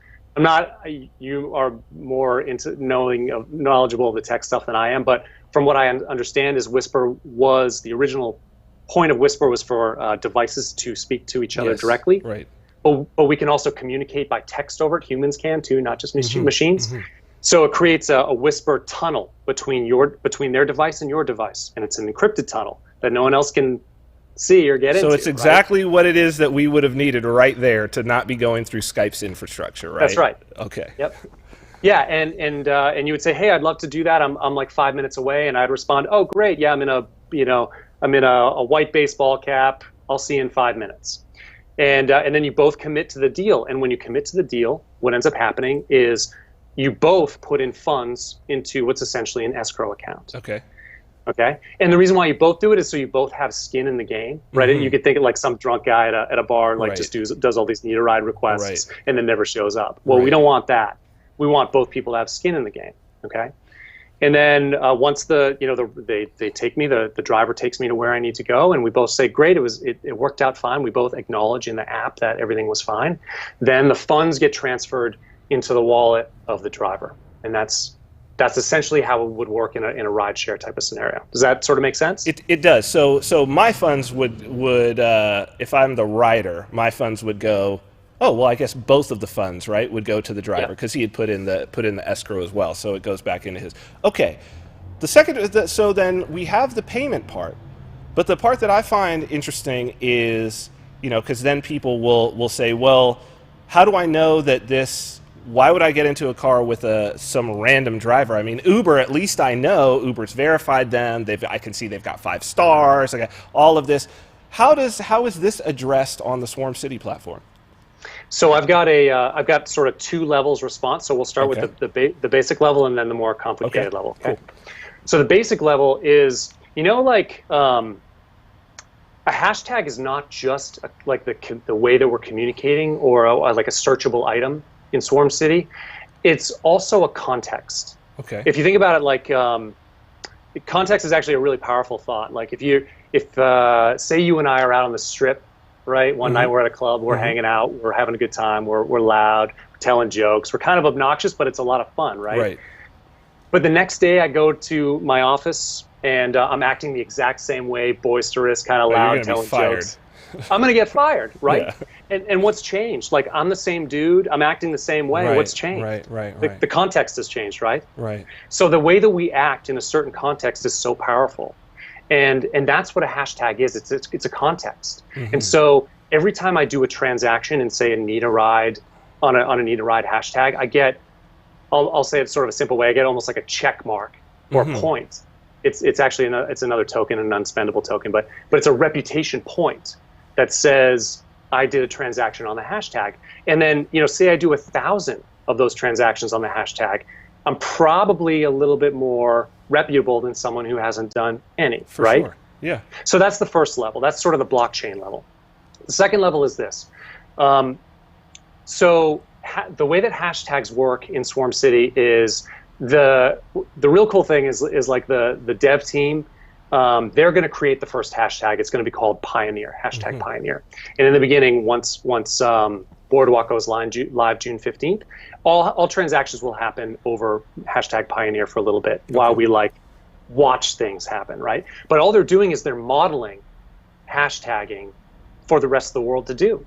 Because very soon thereafter, anybody will be able to create a hashtag. Okay. So you can create hashtag Need a Ride or Need a Ride New Hampshire or whatever you want, Need a Ride Las Vegas, hashtag Walk a Dog, hashtag Amazon. It doesn't matter. So a hashtag is, in a way, it's almost its own industry then, right? Like each hashtag is an industry or a sub-industry. So hashtag Need a Ride is the rideshare industry. A hashtag Need a Place to Stay is the Airbnb version, something like that. It's the context you're defining yourself in. Okay. So if you're a company organizing in Swarm City, you would organize around your hashtag. Okay. And your job as the hashtag owner is to make an awesome place for people to want to transact on your hashtag. You're managing that hashtag. You're creating a great culture there. So there's some possibility for competition among hashtags within the same industry. That's right. Okay. Yep. With very little barrier to entry too, right? So if you think about it on that level, like right now, it's hard to get into certain industries. If you wanted to start an insurance company, how would you do that? You couldn't unless you had $1 billion. Right. But in Swarm City, it's very you can start a hashtag. I mean, there's some cost because a hashtag's a smart contract. Sure. And if you know how Ethereum works, it costs to do Ethereum's a computer, right? So it costs to run the programs and stuff. But basically, the barrier to entry is not so big that you can't compete. So there's that aspect. But it's your job as the hashtag owner to create a really comfortable place for people to want to transact. And you would also charge a small flat fee for every transaction that goes through your hashtag. So you're incentivized to create a nice place for people to transact. But then what you would do is, so that the third release from Swarm City is called Storefront. Okay. And storefronts are GUIs. They're graphic user interfaces that make it easy for people to interact over a hashtag. And so a hashtag owner would take there might be hundreds, but would take a rideshare GUI and attach it to their hashtag Need a Ride hashtag. And so anybody that's interfacing with your hashtag would use that GUI. And that GUI would allow the hashtag owner to create rating systems for drivers or create profiles for drivers. Like a driver could, upload their license information, their car information, their insurance information, create a rating system, like I said. So it's those GUIs, those storefront GUIs, that will allow some of the more advanced features to happen on the hashtag. So Does that make sense? This is an ecosystem that we're talking about. You could build a whole economy on top of this thing, and it's an economy this is the part that's so interesting to me, certainly as an agorist, is that it is the vision of the economy running parallel and sort of on top of, but unseen and invisible to anyone who's not participating in it. Very, very interesting concept that if this thing was robust enough in a geographical area, you could not be interacting with the banks, not be interacting in cash, and still be completely meeting all of the needs that you need, both in goods and services. That's an amazing prospect. I want to take it to another level for you, too, if you don't mind. Please, yes. So you know how we talked about Swarm City is decentralized, and we have these different groups. Like I work in a communication hive, and then there's a dev team, and there's these folks, right? And I mentioned earlier that we're building a sandbox to play in, right? Well, maybe all these companies or people who are building their hashtags in Swarm City, they're like, wow, Matt did a really great job communicating Swarm City when it was in its infancy. And I'd really love it if he or him and Chris or that communication hive could do communications for us. Oh, how interesting. Well, because need a ride or their hashtag they're using is a smart contract, they can program in that I will get a percentage, or my hive will get a percentage of that transaction fee for doing marketing for them. Oh, wow. Or say like another group wants to do their own retail establishment, but their GUI needs are a little bit more complicated, and they're like, well, the dev team, they're really the experts in this, so I'd love to hire them to do that. So what they could do is give the dev team a piece of the hashtag fee that they're collecting for people using their hashtag in order for them to build a specific GUI for them. So we all get to play within the sandbox. Wow, this is this is a completely conceptually new paradigm, and I think it's that aspect, I guess, was on the fringes, but you bringing it conscious to me, it really does. This is the point where the both the tech and the business side of it, but also, as you say, the philosophical side really meet, because like this is the answer that is not going out into the streets and protesting or any of these things. This is the answer that it's like, wait, what is it that you want? You want a free society? Option. Here it is. That's right. Just do it now. Just do it. And, if there's things that I think the most promising part about it is, people like ourselves who, one of my biggest frustrations is that I see things going on that I know I could fix if given the opportunity to fix it. If fixing it was actually, if government was incentivized to fix a great many things, there are a great many talented people who for next to nothing would be happy to fix it just to have it fixed, right? Yep. The DMV could be streamlined and fixed, I think, basically for free if the DMV in a particular state just said, hey, people in this state, you want to fix the DMV? Here, go make us a model, fix DMV, and if it works, we'll use it. You know what I mean? It would get fixed. I think that this is where Swarm City presents this idea of like you say, the reason why you and I are sitting here talking right now is because you said the communication on this is not at the place where I would like it to be, so I'll do it. Yeah. That's an awesome proposition. There's a cool thing too, like so how the dev team, how they got involved. They were Michael Toohey and the rest of the devs were working for the city of Antwerp, trying to solve some of the things that you're just mentioning, using tokens and like reputation tokens. So they were already working on this type of thing for the city using the Ethereum platform. And so when they saw what was going on with Arcade City and the apps that was supposedly being built, and we're like, well, that's not a Ethereum smart contract, like that's not right. No, they reached out. Michael Toohey reached out and spoke to folks from Arcade City, and that's how they got involved. It's like they were trying to solve some of the city issues for the city of Antwerp. Interesting. So man, this is really really amazing, and I advise people to dig further into it. This has been, like I say, the last 6 months I've been following this thing, and the one thing that I can say, and it's the reason why I'm not a speculator at all. I keep a very, very low cryptocurrency balance in general, just to do whatever transactions I need to do here and there. But in this particular case, I did go ahead and throw a bunch of money at getting some Swarm City tokens, just because. And I think as anybody listening to this can, I'm not advising, by the way, anybody to go out and play in the financial markets. That's not what I'm doing at all. But I am saying that, like, for me, I do believe in this project. But one of the reasons why I believe, and I think it's clear, you sitting here, every time I hear people from Swarm City speaking, and everything that I read, there's always, one, there's a passion involved. Two, I know that these are smart people who are not trying to scam anybody. The unfortunate thing about the crypto world that's very frustrating to me is there are a lot of people out there who are very interested in getting rich quick. Yeah. But as I understand it, this wallet that we were talking about, or that there's some locked wallet that these initial people have, or there's talk to us about this this sort of 1 year sort of vesting. Can you talk about that? That there's do you know?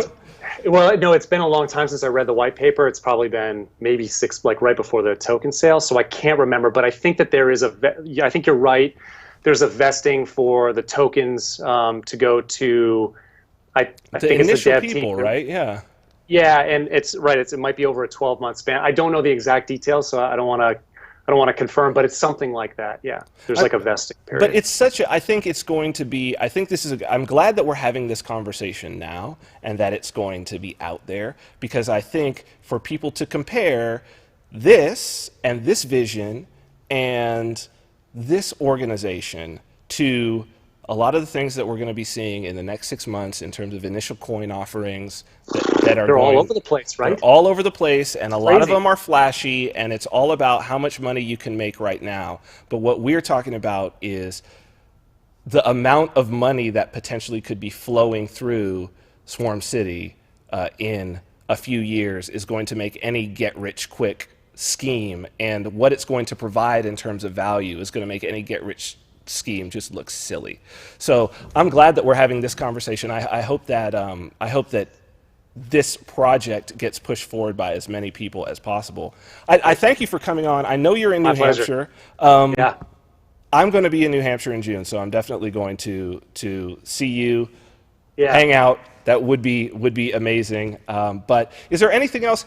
So we know swarm.city people can go. If they want to be involved in the project itself, I know there's developers that check us out, other people who maybe want to get involved with a communications hive or something that want to be a part of this, or that just want to follow so that they can, be a part of the Pioneer hashtag or other hashtags as this evolves. What can they do? Do you mind if I give you the Slack invite? You can give us everything. Yes, please. Yeah, please. In your show notes. That's probably I'll put it in the thing. show notes. Absolutely. Cool. So the best way is really to just find us on Slack. We're all there, talking all the time. So that's the best way to engage. Or reach out in other ways. You can get me at Matthew Carano in Twitter, or at Swarm City DAP on Twitter if you want to reach out that way. Facebook is fine too. But yeah, if you want to be involved.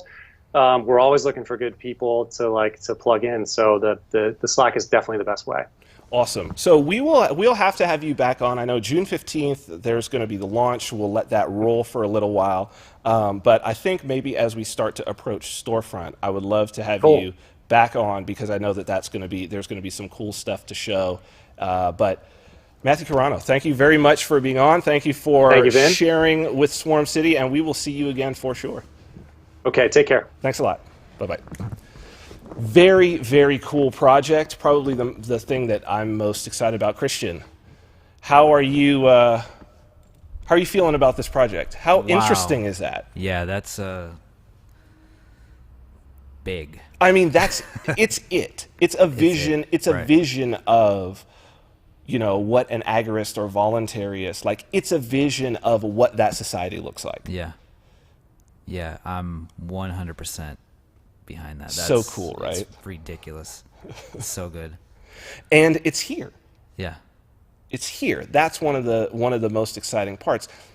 And I think that the juxtaposition of, when you think it's coincidental, but it's not. It's a synchronicity, right? That we would have that particular interview the same week that we would be talking about this WannaCry thing. Because I think a lot of people will say, why would governments work this hard to try to discredit cryptocurrency? Yeah. There it is. You got a guy talking about, we're not going to go up against you.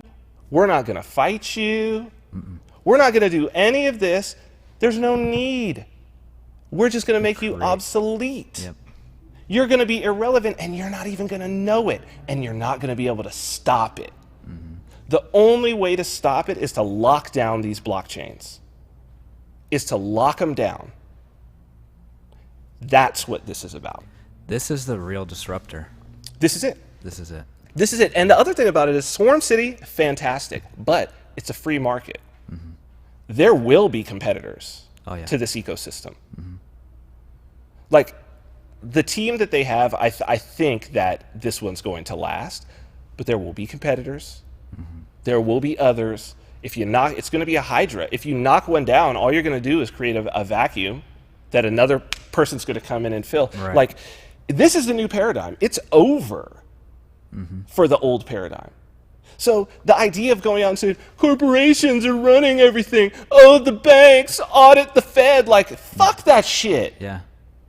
I'm over that. Yep. I'm over that. Like, yeah, that was nice when we didn't have an actual thing that we could just be like, nah, we'll just do this.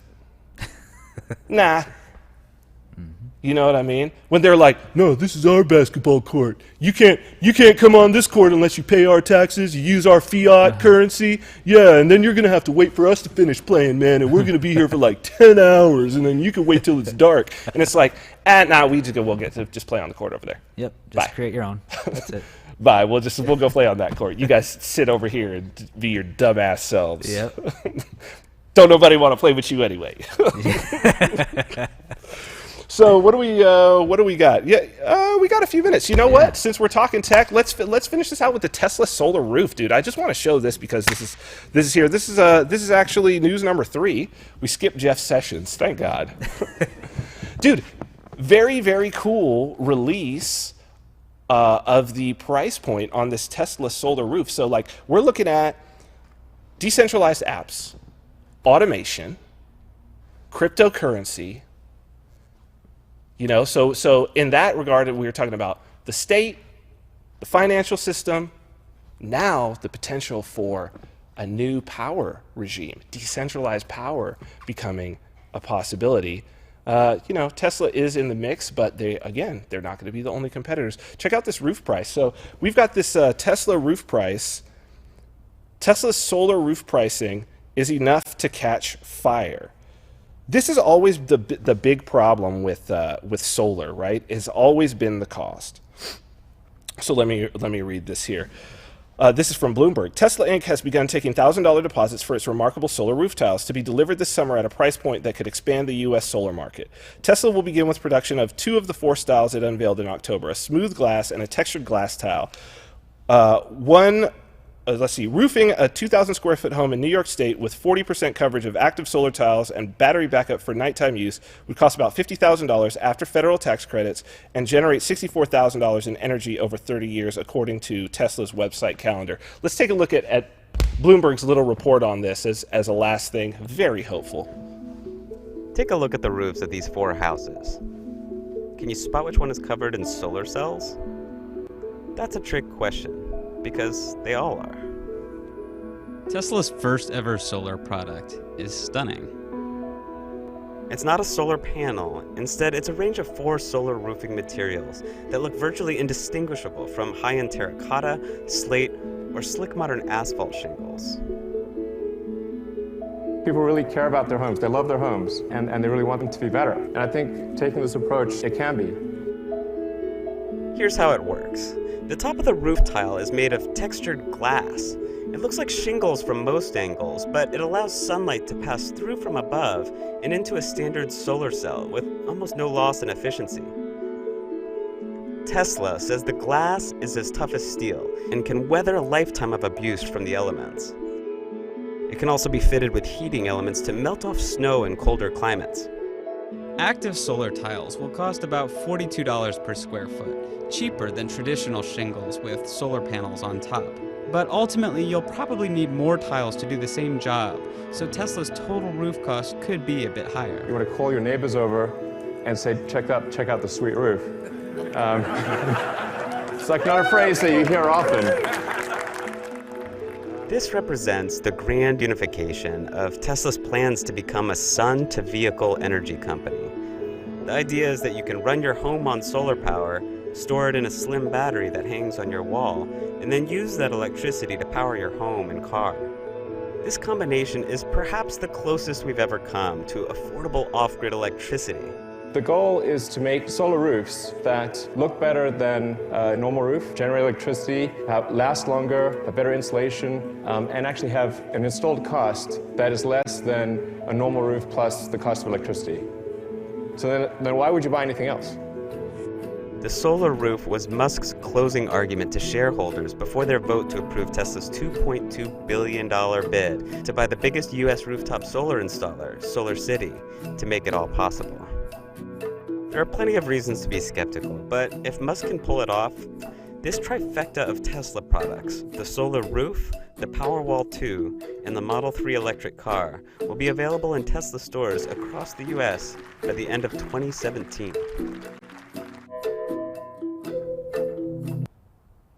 So we are here, Christian. Very interesting time that we are coming into. Yeah. I'm super hopeful. There's a lot of great projects, but what I do want to say, again, there are no solutions, only trade-offs. Mm-hmm. Who we are as a culture and as a society is not currently a match and a fit for what's coming. Right. What and who we need to be ethically, morally, we're going to have to grow up. Mm-hmm. Big Daddy government's not going to be there to bail us out. And there's going to be a lot of people who are going to really fight that hard. There's a big vested interest in keeping that plundering behemoth there, right, so that we don't have to grow up, so that as a society we can stay as little children. And so it's going to be a struggle, but there's a lot of hope of what we can have if we decide to grow up. Absolutely. It's like going to the gym. You go That's to the it. gym and you actually cause pain. Yeah, it takes pain to grow. Exactly. Pain is growth, and growth is pain. Mm-hmm. We've got a lot of growing to do as a society, but man, I think, we'll keep pushing through. Yep. We'll keep pushing through. Incredible. Incredible stuff, man. Yeah. Thank you for today. Let me say you. goodbye to these people. Absolutely. So, thank you for joining us for the show today. I really want to thank our guest, Matthew Carano, and I want to thank all of the people at Swarm City doing what you're doing. We're pulling for you. We're going to be all about it, and we are your biggest champions. You're doing the work that needs to be done. So, as I said, we're going to need to grow a lot as a society, and we will grow. I'm hopeful of that. We're going to really expand who we are and understand a lot more about ourselves. I think that we're going to become a lot friendlier with each other, as we have to, as automation comes in, as the world changes. So as the world keeps changing, you can check us out. You can check out the archive of this, youtube.com/Vin Armani or youtube.com/activist post for our best of. You can get the podcast on iTunes and Stitcher, and you can check us out next week for another show, 10 a.m. Pacific time on Monday. And until then, stay free.